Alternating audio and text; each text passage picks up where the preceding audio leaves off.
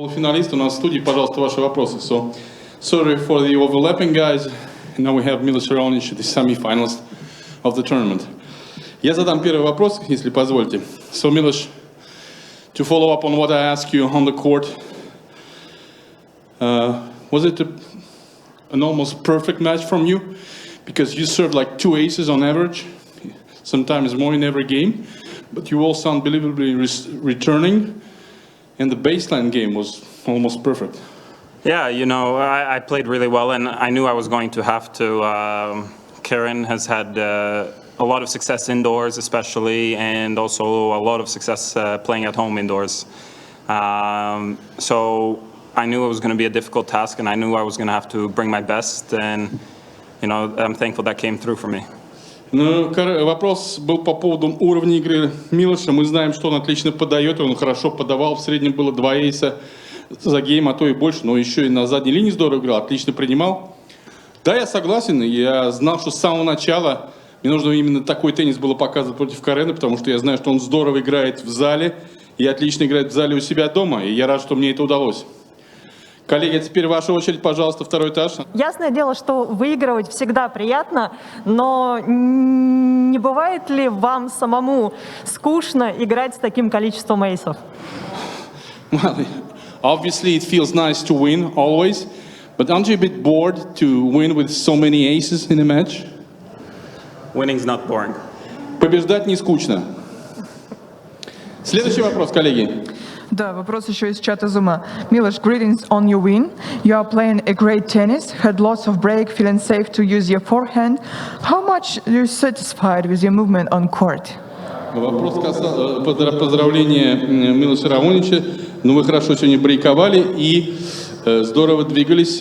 Насколько вы удовлетворены своим движением по корту? Yeah, that's incredibly important for me. I've been thankful to be healthier for a longer period of time, where in the months off I was able to work on my movement. If I can move well, if I can put myself in an aggressive position, this is going to give me the best opportunities to win, and I'm thankful that those things are coming together. Да, очень верно вы подметили. Мне очень важно хорошо передвигаться по корту, и во время этого затяжного предсезонного периода, который у нас был, я именно работал над этим элементом, над движением по корту.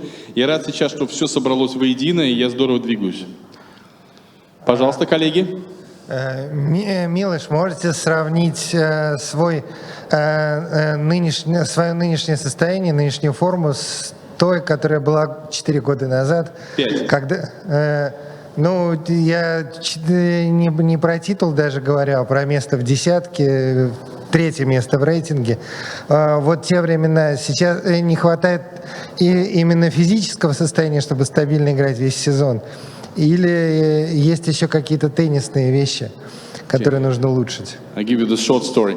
Can you compare yourself today with Milos Raonic back 4 years before, when you were in the top 10 and you were world number 3? So what's missing in your game now to be at least as good as you were 4 years ago? The physical shape?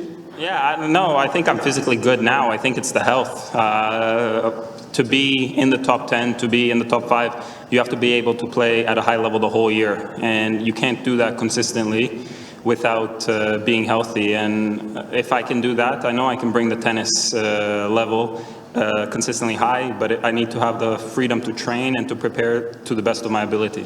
Но на самом деле здесь важна не столько физическая форма, сколько именно здоровье, то есть свобода от травм.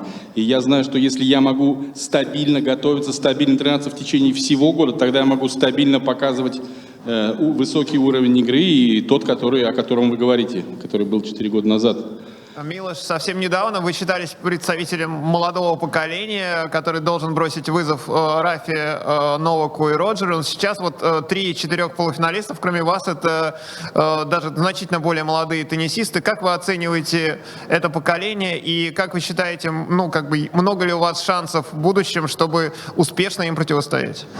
Not that long ago, you, Milos, were considered to be the representative of the younger generation. Now you have the next-gen guys playing in the semi-finals here. So what do you think are your chances to withstand that competition with the much younger than you, meaning players who are coming up?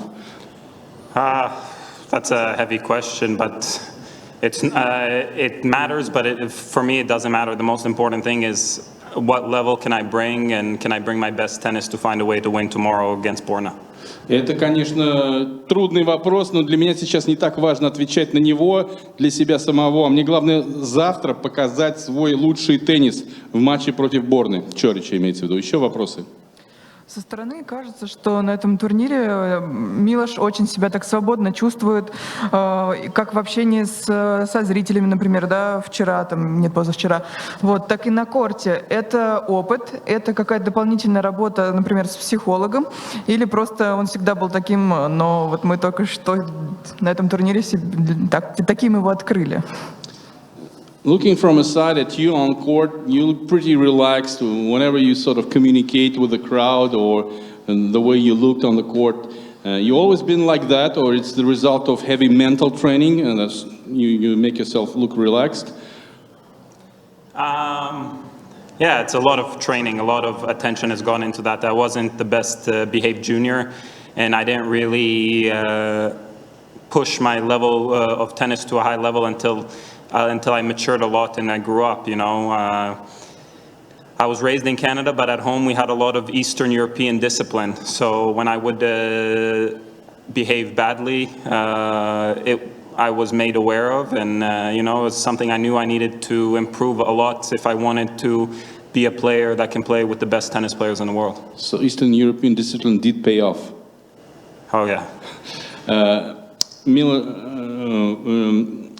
Я считаю, что я на самом деле в юниорах не лучшим образом себя вел. И да, то, что вы видите, мое расслабленное, как вам кажется, со стороны поведения, это результат упорной работы над этим компонентом. Я не самым дисциплинированным был юниором, и я не смог показывать свой лучший теннис до тех пор, пока я не стал более зрелым человеком. А когда я себя неправильно вел, то у меня, я, конечно, родился в Канаде, я гражданин Канады, но у меня в семье восточноевропейское воспитание. И когда я неправильно себя вел, мне на это указывали. Дополнительный вопрос, то есть это помогло восточноевропейское воспитание? Да, еще как. Пожалуйста, еще вопросы. So we have one more question from the Zoom chat. The question is, what are your thoughts on Rafael Nadal's victory at Roland Garros that tied Roger Federer's all-time Grand Slam record? Do you have an opinion about the GOAT debate with the Big Three?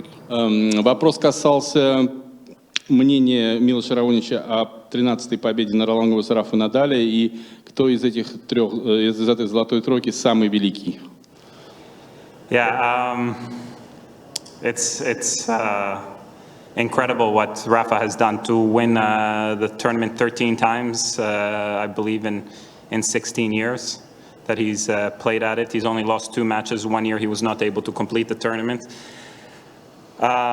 Something like that, you know, before these 3 guys started, the Grand Slam record was 14. He has a good chance to have 14 at one event. So who would have thought that was possible? But in the long-term debate, I think it's hard to debate it now because there's a lot of open-ended things. You have Rafa that's going to be around, we hope, to play more tennis. You have Roger that's going to be coming back next year to play more tennis. You have Novak that's maybe got age on his side and has been definitely the healthiest of them, especially over the last few years.